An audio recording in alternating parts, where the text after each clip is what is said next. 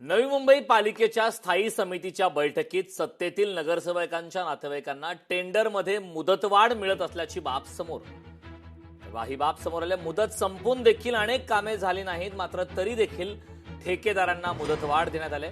स्थायी समिती सभापती अशोक पाटील यांच्या निर्णयावर प्रश्नचिन्ह उपस्थित होत आहे. लाडक्या ठेकेदारांना खुश करण्यासाठी स्थायी समितीकडून पालिकेची तिजोरी लुटण्याचं काम सुरू असल्याचा आरोप यावेळी करण्यात आला. या संदर्भात सभापती अशोक पाटील यांच्यासोबत बातचीत केली आमच्या प्रतिनिधी आकांक्षा देशमुख यांनी.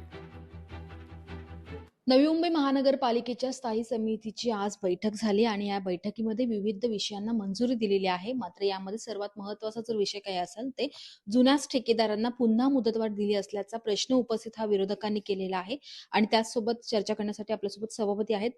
सर, खरं तर मुदतवाढ दिलेली आहे, नेमकं काय विषय आहे आणि विरोधक का आक्षेप घेतात या गोष्टी? या ठेकेदारांची मुदत संपलेली आहे, परंतु काही प्रस्ताव टेंडर काढेपर्यंत त्यांना ते काम सुरळीत चालण्याकरता या ठिकाणी एक महिना 2 महिने काम ते सुरळीत चालावं, कुठलं काम थांबू नये याकरता ती मुदत वाढ देण्यात. परंतु आम्ही प्रशासनाला या ठिकाणी सर्व सदस्यांच्या माध्यमातून आदेश दिलेले आहेत की या ठिकाणी लवकरात लवकर टेंडर काढावं आणि ते पारदर्शकपणे जो कोणी चांगलं काम करणारा ठेकेदार येईल त्याला आपण ते काम देण्यात यावे अशा पद्धतीची सूचना दिलेली आहे.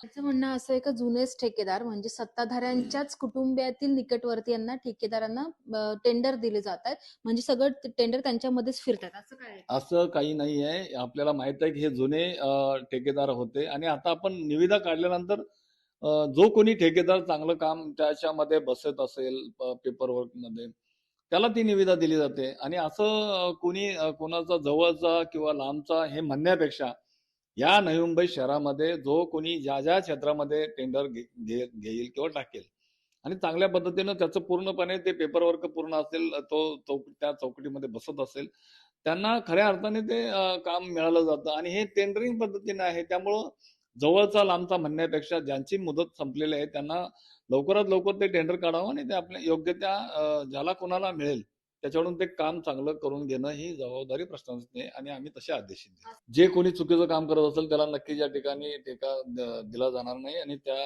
चांगल्या पद्धतीनं जो काम करेल त्याला तो टेका दिला जाईल. नक्कीच ठेकेदारांच्या मुदतवाढीवरून पुन्हा एकदा आता राजकारण तापलं असून सभापतींनी आपली प्रतिक्रिया ही स्पष्ट केलेली आहे. व्हिडिओ जर्नलिस्टसह मी आकांक्षा देशमुख, लोकशाही मराठी, नवी मुंबई. लोकशाही मराठी ऐका, पहा, जागरूक रहा.